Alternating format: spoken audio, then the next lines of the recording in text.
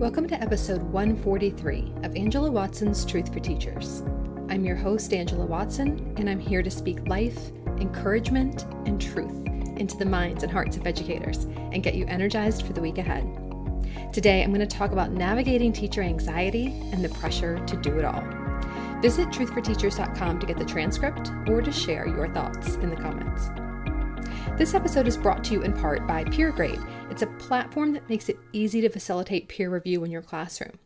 Students review each other's work, and PeerGrade takes care of anonymously assigning reviewers, and it delivers all the relevant insights back to the teacher. With PeerGrade, students learn how to think critically and take ownership of their learning, and they also learn how to write kind and useful feedback for their peers. The best part is that PeerGrade is free to use for teachers and students. To learn more, visit thecornerstoneforteachers.com/peergrade. This episode is for those of you who struggle with anxiety. And I use that term loosely here to include those of you who have been clinically diagnosed, as well as those of you who just can't seem to shake that anxious feeling whenever you think about school. I know from consuming so much audio content myself how much benefit there is to repeatedly listening to positive, encouraging words that are spoken into your mind and heart. There's really nothing better when you're feeling anxious than having that reassurance from someone who understands what you're going through and who validates your feelings and who helps you work through those feelings in a really practical and uplifting way. And some of you might have a positive, supportive mentor, or a partner or a therapist who encourages you on a regular basis and gives you strategies for working through your anxiety when it feels overwhelming. But I know that not everyone does. And even if you do, it might not be enough. Some of you, I know because I've read your reviews on iTunes, I've read your messages and your emails, you looked at this podcast in some ways to do that for you. And again, it still might not be enough. So I wanted to be able to offer a sort of virtual mentorship and walk you through the different aspects of teacher anxiety and help you figure out a new way to think about your work. So that way, whenever you're feeling isolated or discouraged or unsupported, you have practical encouragement and reassurance. And then over time and with practice, you'll be able to sort of retrain your brain to think in ways that finally create freedom from anxiety and freedom from overwhelm. So I'm going to play a very special audio message here for you now that does exactly that. It's part of a set of digital tools that I created last fall, and it's called Finally Free, the Teacher Toolkit for Conquering Anxiety and Overwhelm.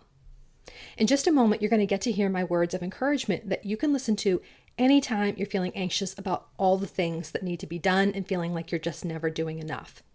And you're going to get to hear wonderful teachings from Dan Tricarico. He is a high school teacher in San Diego, and he's the creator of the Zen Teacher Project. So you're about to hear the second module from Finally Free. There's 10 modules in total. We do freedom from guilt, freedom from perfectionism, freedom from worry about students, freedom from comparison. And you can go through and complete all of those different modules in order like a course if you want to, but we were really intentional about calling this a toolkit because we don't want this to be one more thing that you feel pressured to do and that you can't keep up with. The idea is that you can listen to the audio message that you need in that moment, with that specific type of anxiety that you're feeling at any given moment. And you can listen to it over and over again whenever you're feeling that type of anxiety. So if you want to learn more, if you want to get the entire toolkit, just go to finallyfreetoolkit.com. So finallyfreetoolkit.com. The link is also in the show notes. And that's where this audio message that you're about to hear is from. Regardless of whether you end up getting the whole toolkit or not, I really hope that this 20-minute excerpt from it today encourages you and helps you get back on track when you're feeling anxious.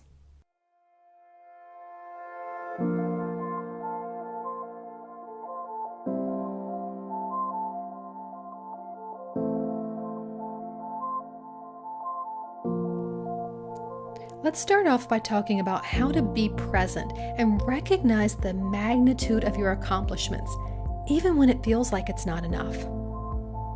When you feel like you're drowning in work and obligations and you just can't ever meet the standard, one of the most important things you can do is to recognize how much you are actually accomplishing already.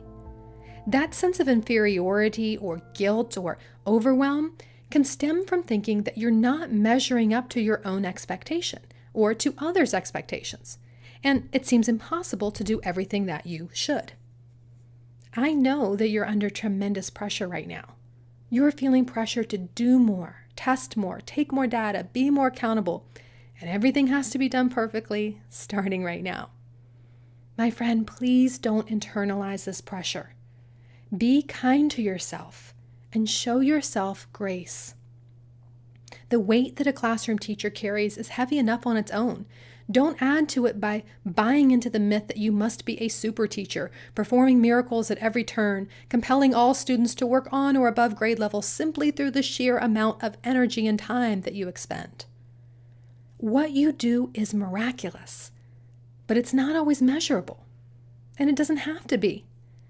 Getting a student to open up about the hard times he's having at home, or supporting a child who doesn't speak English and making new friends, instilling a love of learning in a student who hates school, moving your class towards skill mastery in small, uneven steps. These are miracles. You're working miracles. You might not be recognized for it, but you are. Showing up every day and giving your best as you work to meet the diverse needs of every student in your care is enough. You are enough. Your students are enough. Learning is a lifelong process, and we all get better with time and experience. Don't wait until all your administrators and parents and legislators show kindness and grace to you. Even if your principal is demanding, even if your students' parents are impossible to please, even if your district leaders keep piling more responsibility on your plate, stay focused on the kids. Connect with them. Care for them. Show them love. Don't let the pressure from every side keep you from remembering why you went into teaching in the first place. Focus on making a difference. Your students won't remember everything you taught them, but they'll always remember how you made them feel. They are people, even when the school system treats them like numbers. And you're a person too. Dismiss those nagging thoughts that insist you're not doing enough. Redefine the role of teacher for yourself.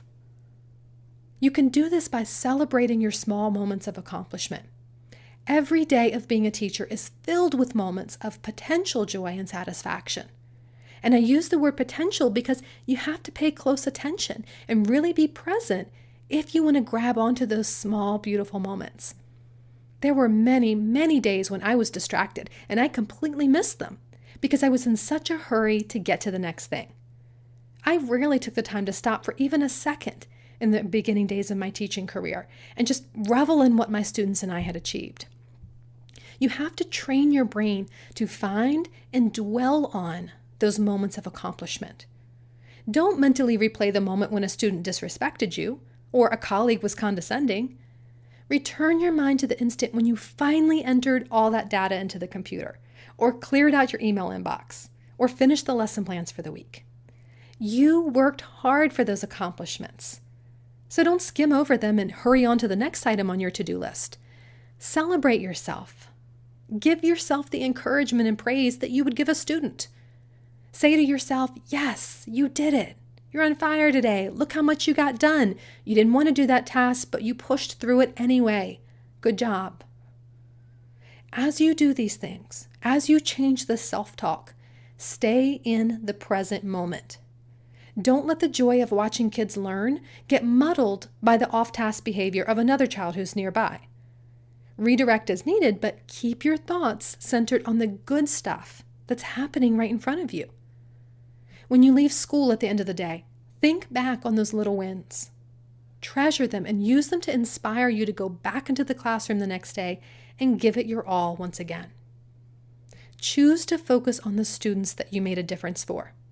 If there is even one child in your class who cared about the lesson that you taught and made an effort to learn it, you have done something worthwhile. Use that student to motivate you to get up in the morning. Look over at him or her when you start to feel discouraged during a lesson. Press on toward more light bulb moments with that child and everyone else. The energy that you get from focusing on that child will help you continue to strive to reach all your students. Being truly present in the classroom will help you practice reframing your work to recognize and appreciate the magnitude of what you do. In those moments of full presence, you will start noticing all the small wins and celebrating the light bulb moments. You'll find yourself getting back in touch with the reason why you entered this profession in the first place. You'll start to realize what a tremendously important job you are doing every single minute of the day. And then you'll be able to reframe how you view your work. Do you think that you spent the last 15 minutes tying shoes and zipping coats? No. You smiled at each of your students as you bundled them up to protect them from the cold. That might be the most loving, nurturing gesture that some of those kids get all day. Do you think you just wasted an entire afternoon in a data chat meeting? No. You got to step back and look at all the hard work you did compiling and analyzing information over the past few weeks. You got to see all the evidence of just how well you really know your students. And you got to learn even more information that is going to empower you to take your kids to the next level tomorrow. Who cares if someone else in the meeting had a bad attitude and made the meeting miserable? Look at what you did. Look at how ready you are to meet your students' needs because of your hard work. Don't let anyone take that away from you. Do you think that you just taught a developmentally inappropriate learning standard that less than half the class truly understood? Nope. You helped 12 kids meet an incredibly difficult objective. 12 different kids, all at the same time. And you planted a seed for another dozen kids, or maybe 24 kids, who are now a few steps closer to understanding the concept when you reteach tomorrow. See, this is not overly optimistic thinking. This is realistic thinking. It's reality. This is exactly what you did. You show up day after day and work these little miracles all day long without even realizing you're doing it. You're probably so focused on everything you didn't do that you don't realize how much you've actually accomplished. I'm urging you, stop for a moment. Be present. See what you're doing. Really, truly see it. Your work is important. And ultimately, whether or not someone else tells you that, it's irrelevant. You have to choose to perceive your own work as something meaningful and valuable, because it is. Be present in every moment of it. It all matters, and it's all worth it.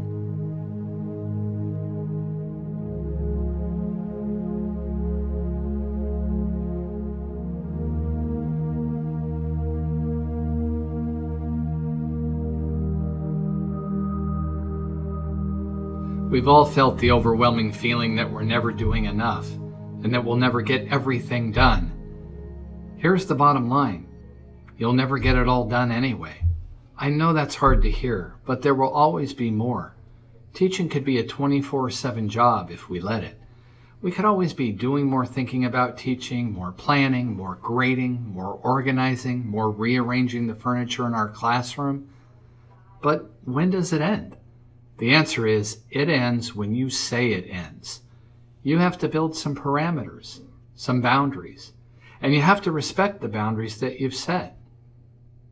We respect other people's boundaries, and why do we do that? Because we care about them. What if we learn to care about ourselves enough to respect the boundaries we set for ourselves, instead of saying, oh well, it's only me, and I don't matter anyway? Does that kind of internal self-talk sound familiar? I'll bet it does. How do I know? Because I do it too. But I've learned to make honoring my own boundaries a habit and a priority. I'm not perfect at it, but I'm getting better. And yes, that may sound selfish, but it's not. There is a difference between self-care and being selfish.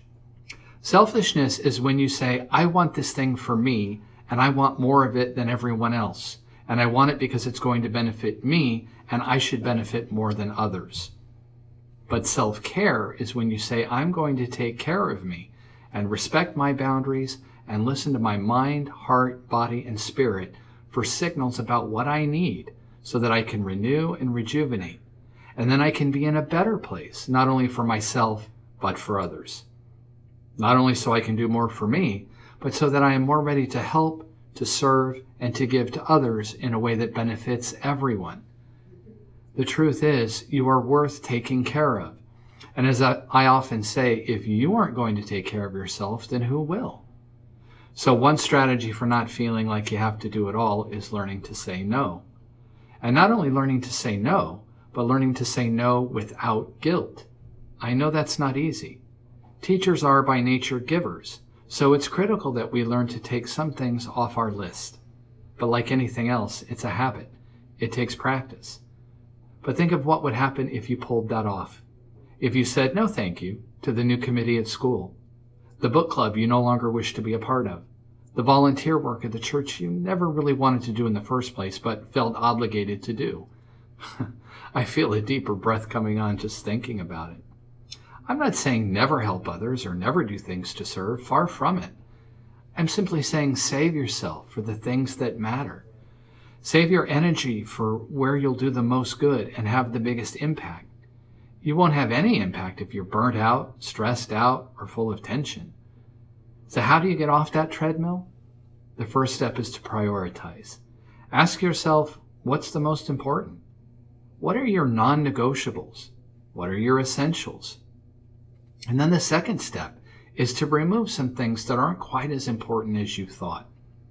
Another step we can take is to learn to respect the signs that our mind, body, and spirit are giving us to stop. This is not always possible, of course, but learn to listen to the signals. When you're tired, rest. When you're overwhelmed, stop.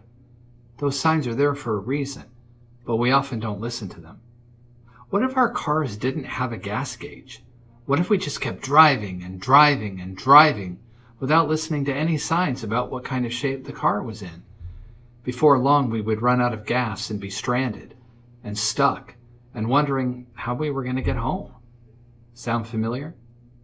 But we can conserve our fuel by listening to the signs and focusing on the things that are important. Here's a good way to figure out what's essential. Make a dialectical journal with 2 columns. In my class, we just call it a T-chart. And in one column, make a list of all your musts. And in the other column, make a list of all of your wants. The goal would be that you get all of your musts and as many of your wants as you can. But you'll probably never get them all, and that's okay. I have a sign hanging in the window of my classroom office. It's a quote from a book called Essentialism by Greg McKeown. And as the name of the book suggests, it's about paring things down to just those things that are essential. The sign says less, but better. Less, but better. The idea is not to crowd our calendars with all sorts of things so that we never have a moment to breathe just so we can feel busy. In fact, we need to stop glorifying being busy as if it's a badge of honor. Sure, that's a subversive idea in our society, but that's okay. We're different. We're marching, as Emerson says, to the beat of a different drummer. The idea, according to that sign on my window, is to do fewer things, to have less things scheduled, but to do what's left better than we used to hone in on what's essential and make it happen with a higher level of quality. And if we do that, the bonus is that we will have more energy and joy left over to do the things that we want to do. We need to reduce things to their essence. We need to embrace simplicity. We need to see where we can streamline, eliminate, reduce, so that all that's left is what absolutely needs to happen. And only then do we add on other things that we either need or want to do. The key word here is subtract. Take away everything that isn't completely necessary, and then add back on as you feel you can. In the classroom, we are often bombarded by a truckload of new obligations and responsibilities and duties that we have no control over, that we would not ourselves choose to do. It seems as if there are always more students, more testing, more technology to learn, and more meetings. And it seems that more often than not, these things come down the pike with very little or no support, no funding or supplies for materials, or compensation for us. And that can create a great deal of pressure and stress and tension. So one way to deal with that in a healthy way and retain more of your sanity is to look around and see where you can streamline and where you can reduce and subtract the systems in your own classroom to make room for all these other things. Make no mistake, we all know, even the powers that be know, that you're doing too much. that too much is being asked of us. And the funny thing is, since teachers are givers, we always seem to find a way to do it. The unfortunate thing, though, is that this sets an ugly precedent. The perception often becomes, well, they did it before, I'm sure they can incorporate this as well. And the really insidious part is that they know the rationale they give us will always make us take on more. All they have to do is remind us that it's for the kids. As soon as we hear that, we say, then I'll make it work. And we do. But if we're not careful, that can put us on the path to stress, anxiety, and overwhelm. And the irony is that if we spend too much time there and have to leave the profession, then everyone loses. If you end up having to leave teaching and end up working in an office somewhere in corporate America, then you're not pursuing what I'm assuming you see as your gift and your calling. I'm not saying there's anything wrong with those kinds of jobs, but then you really aren't helping the kids in your classroom. So if we are interested in staying in the classroom, it becomes imperative to set and respect the kind of boundaries that I'm talking about here. Before long, you will see that you are conserving more energy this way and leaving more room for your own sense of peace and self-care.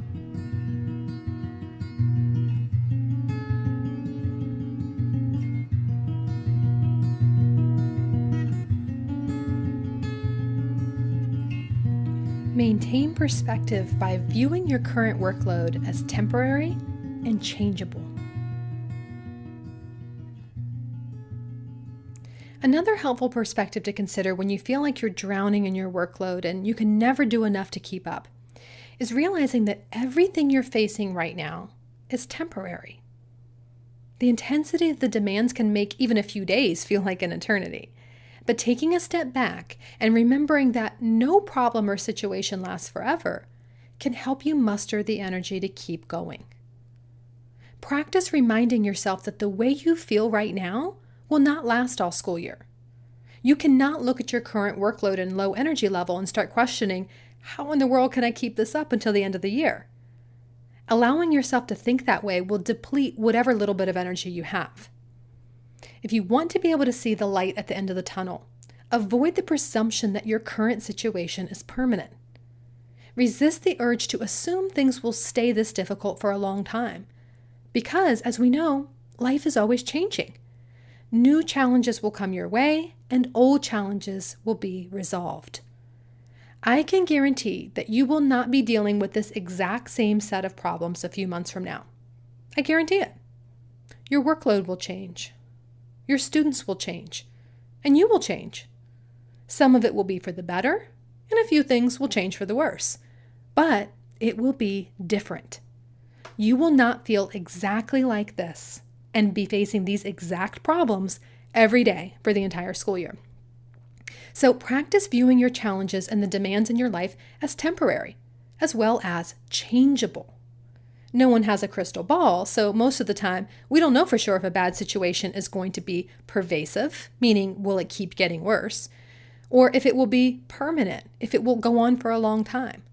And we don't know if it will be impossible to change, which would leave us hopeless. Pervasive, permanent, and powerless.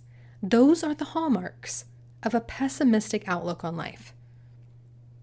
Most pessimists think they're being realistic. But deciding that a situation is hopeless and unbearable is not being realistic. It's simply your perception. If you've never challenged your assumptions about your situation, you'll automatically be convinced that the way you perceive things is factual, when in fact, it's actually a result of the way that you talk to yourself. The way that you see things is a result of the story that you tell yourself about your life. You may not be able to change all your circumstances, but you can change the self-talk that colors everything you see. Challenging pessimistic thought patterns means choosing to see things as they really are, and not as they appear to be through the lens of the negative interpretation that you've applied. So avoid making a negative guess, a negative assumption, a negative prediction about how your situation is going to go and how long things will be this way. Your perspective will determine whether you feel courageous and accomplished or discouraged and defeated. Choose to tell yourself that good things are happening and are worth focusing on. that problems won't last forever, and that your own efforts are making a positive difference. While the pessimist sees setbacks as permanent, pervasive, powerless, the optimist sees setbacks as temporary, situation-specific, and changeable. You can even choose to see your current dissatisfaction and your current overwhelm. Choose to see that overwhelm itself as temporary and situation-specific and changeable. It's a reality that you're not really loving your job at the moment. That's a fact. But you can choose to interpret your disillusionment as something that you're facing right now, something that won't go on forever, won't continue to spiral and get worse, and most importantly, won't be something that's out of your control. It's easy to get sucked into pessimistic thinking when you try to take on too much at one time. You can fight disillusionment by concentrating on one day at a time. Resist the urge to worry about how you're going to balance everything next month, or next quarter, or next year, or 5 years from now. It's impossible to predict how certain problems will improve and which new issues will crop up to take their place. So don't expend too much mental energy on this or start making those negative assumptions. Instead, trust that you will have the wisdom and the strength for each day as it comes. You will know what to do when each problem arises. Choose to be okay with taking 2 steps forward and 1 step back. Don't let that discourage you, because even with the setbacks, you'll still come out ahead from where you started. Here are some key takeaways from Lesson 2, Freedom from Pressure to Do More. Number 1, be present and take time to recognize the many accomplishments you've made. Number 2, view your current workload as temporary and changeable. The challenges and demands will always ebb and flow. Number 3, you may not be able to change your circumstances, but you can change the way you view them. Now here is your finally free challenge for Lesson 2. Fighting the pressure to do more means arming yourself with strategies to reframe, refocus, and put things back in perspective. When you're dealing with that pressure, take a few moments to just stop. Stop thinking, stop worrying, stop agonizing, and make a point to acknowledge a couple of truths. First of all, you've gotten more things done than you're giving yourself credit for. Jot down a couple, or run through the list mentally instead of thinking about all you haven't accomplished yet. Secondly, this workload will change. Maybe the biggest task you're struggling with is a one-time thing that you probably won't have to do again, well, at least not for a while. Problems will come and go, and you won't be dealing with the present circumstance forever. Finally, what you're accomplishing is meaningful, important, and life-changing. Celebrate your triumphs, no matter how small. Thank you for listening. We hope that the suggestions, stories, and strategies we've shared with you will help you to be finally free. If you want this entire set of audio messages in the Finally Free Toolkit, along with a workbook and a transcript and reflection exercises, just go to finallyfreetoolkit.com. You can learn more, you can purchase, you can even download another module for free. finallyfreetoolkit.com. Have a fantastic week. You can do this. And don't forget, it's not going to be easy. It's going to be worth it.